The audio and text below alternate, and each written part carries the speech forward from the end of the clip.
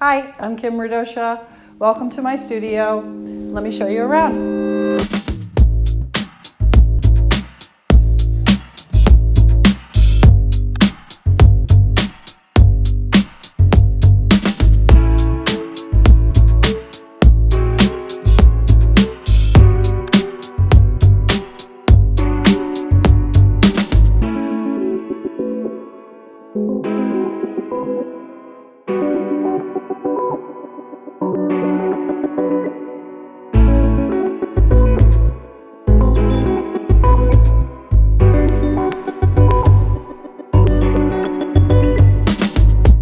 This is a brand new building, well, 6 years old now. My studio used to be in Boston for 14 years, and then we built this beautiful studio when we moved to Gloucester about 7 years ago, and I moved my studio in about 6 years ago from Boston. So it's a 2-story barn, and it's pretty much a dream come true. It's a big space, and it's been something I've wanted my whole life, to be able to work sculpturally, have a big enough space to work on my installations, like these paper installations, as well as some of my large sculpture, which is made from metal, and I work on that primarily downstairs, which is a more rough space. This is more of a finished space. And I have the space set up a little bit like some pieces are up that I've made that are, to show people when they come in. So it's kind of a modified gallery space, but it's really purely more of a workspace. And I also share this space with my musician son, Frankie Radochia, and his setup is up here as well. He's a music producer and musician. And let me show you around.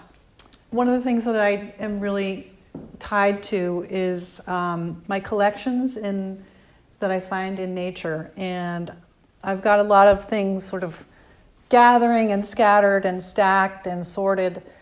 Most of the work that I do is conceptually about patterns in nature, which are called Lee symmetries. And I find things in nature that have natural order and patterns. And I collect leaves that have a certain structure, or just collect leaves in general, and then study the structures. And often this patterning then gets transferred into my artwork. So partly I study things similarly to the way an environmental scientist might study them. And it's also just super connected to my own persona, because I spend a lot of time outdoors, and I have ever since I was a child. So it's important to me to be in this environment, connected to nature, finding these things in nature, and then having the natural patterns transfer into my artwork. Over here I have my paper maquettes, which are basically small pieces of paper that are cut and often bent and twisted and taped to make small sort of working 3D pieces for larger sculptural pieces. Recently had a potential commission, so usually what I do is work up with this paper, with the scissors and the paper, just ideas, and I might work up about 50 ideas in this way, and then hone it down to 2 or 3 forms that really feel right for a commission or feel right for making my own work.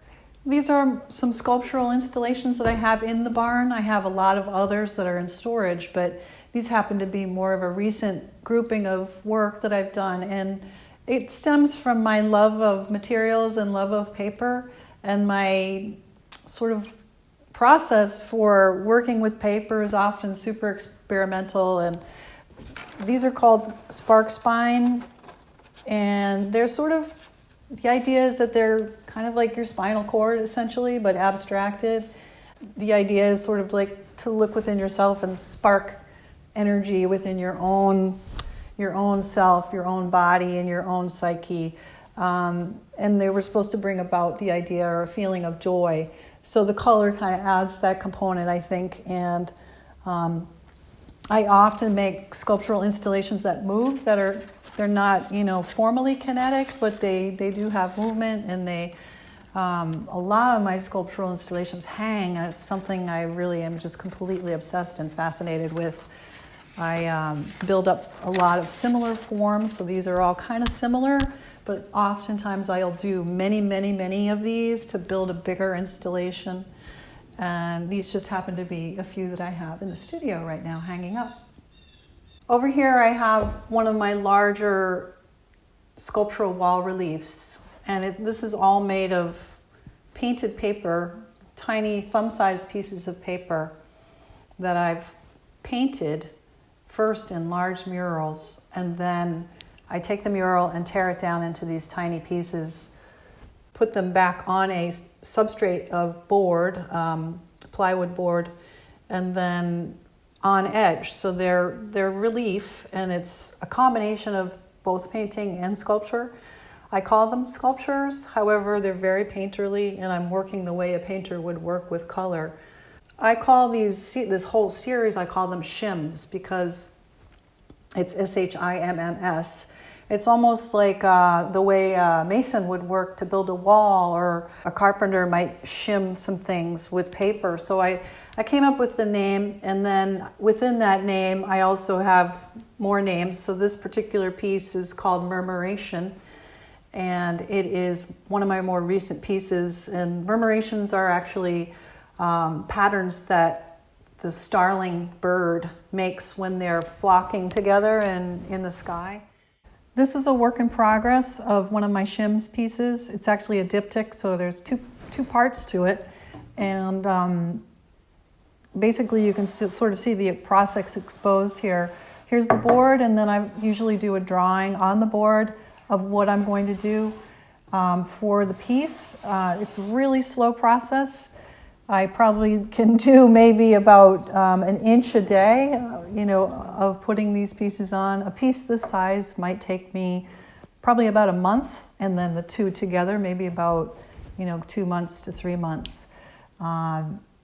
It's a very intensive, focused process that requires a lot of patience and steadiness. And for me, it's a meditation, and process is something I enjoy. And as a sculptor, I'm used to a lot of process because of the various stages you have to go through when you're making sculptural pieces, which do take quite a lot of time. So it's really not extraordinary for me to be working on things that take a lot of time. And this process was sort of an invented technique that I came up with a few years ago when I forced myself to work in the studio for 1 year with just paper. So the process came about as a result of experimenting kind of wildly with paper, with no color. And I started off small, and then eventually I built in the color. And over the last 7 years, I've been learning how to use the color in this technique, which is tricky. This is where I usually do my painting. I studied both painting and sculpture in school, and I'll be doing my murals up here that are the material for my shims, as well as working on, sometimes I work directly on masonite or board. Painting is always part of my practice. Often I will call myself a sculptor. However, I really have both in my background, and I work on both consecutively. The shims are kind of the first time that the painting and the sculpture have come together as a unique form. But the shims are such an intensive process and a slow-moving process that I oftentimes feel the need to have more of an escape, more of a looser, abstracted sort of brushwork and just kind of fun and easygoing painting process. So I'll work on paper, mostly paper. I never really work on canvas, and I might have like 10 pieces of paper on the wall, and I'll just start working with the colors. And it's very loose, very expressive, very abstract, and not something that I necessarily show, commercially or with my galleries. I really do this more for myself. It's more of a meditative sort of shake it loose type process that I need to get away from more of the intensive sculpture and sculptural wall relief that I do.